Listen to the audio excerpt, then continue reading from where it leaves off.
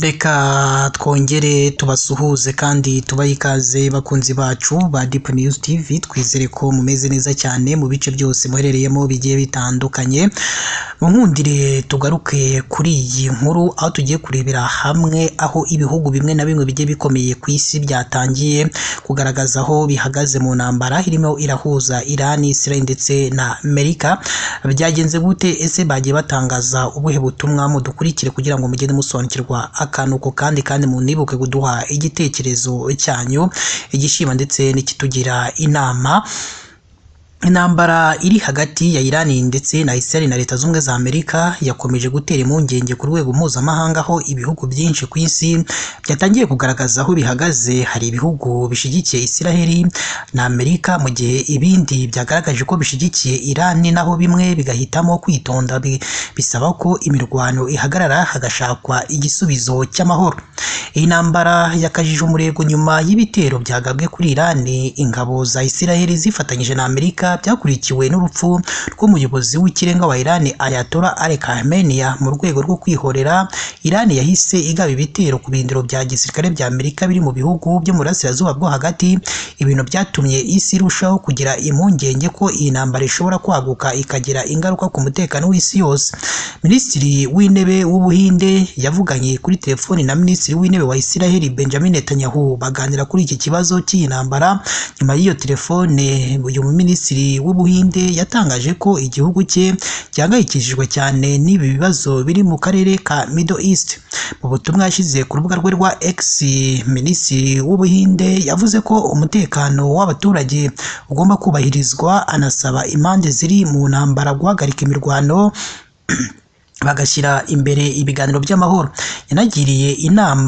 Yanagiriye inama n'umukuru w'igihugu cya Leta Zunze z'Abarabu baganira ku mutekano w'Abahinde benshi batuye muri icyo gihugu. Minisitiri w'intebe w'Ubwongereza yatangaje ko igihugu cye cyemeye ko Amerika yakoresheje ibirindiro bya gisirikare byacyo mu rwego rwo kwirinda ibitero bya misile bya Iran.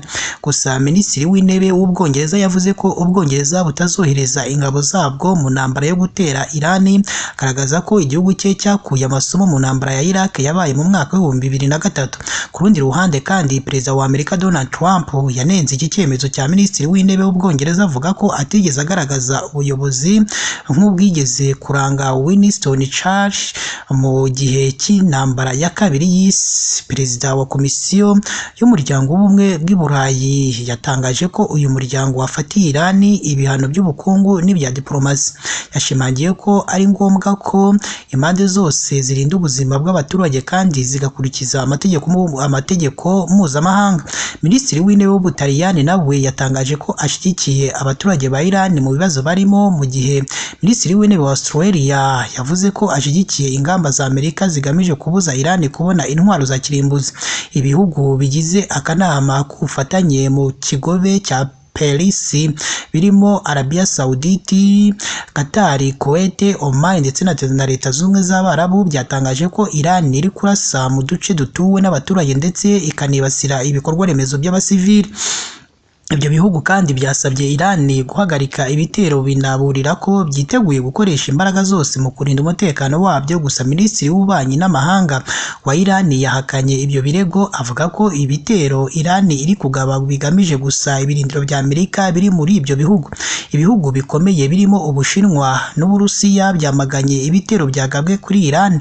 Perezida w'Ubushinwa yavuze ko igitero cyagabwe kuri Iran ndetse n'iyicwa ry'umuyobozi wayo w'ikirenga binyuranyije n'amategeko mpuzamahanga n'amahame y'umuryango w'abibumbye. Naho Perezida w'Uburusiya Vladimir Putin yatangaje ko urupfu rwa Khamenei ari ubwicanyi bunyuranyije n'amategeko mpuzamahanga. Ku rundi ruhande kandi, Minisitiri w'Intebe wa Pakistan yihanganishije abaturage ba Iran ku rupfu rwa Khamenei, agaragaza ko igihugu cye kiri kumwe na Iran muri iki gihe cy'agahinda igihugu kirimo. Umubano mubi hagati ya Iran na Amerika umaze imyaka irenga 40, watangiye cyane nyuma ya ya Iran ya Revolution yo mu mwaka w'igihumbi kimwe magana cyenda mirongo irindwi n'icyenda ubwo ubutegetsi bwa Shah bwashyigikirwaga na Amerika bwahirikwaga hagashyirwaho ubutegetsi bushingiye ku mahame ya Islam. Kuva icyo gihe ibihugu byombi byakomeje guhangana mu bya diplomasi, mu bukungu ndetse no mu bya gisirikare, cyane cyane ku kibazo cya gahunda ya Iran yo guteza imbere ingufu za kirimbuzi. Abasesenguzi mpuzamahanga kandi bavuga ko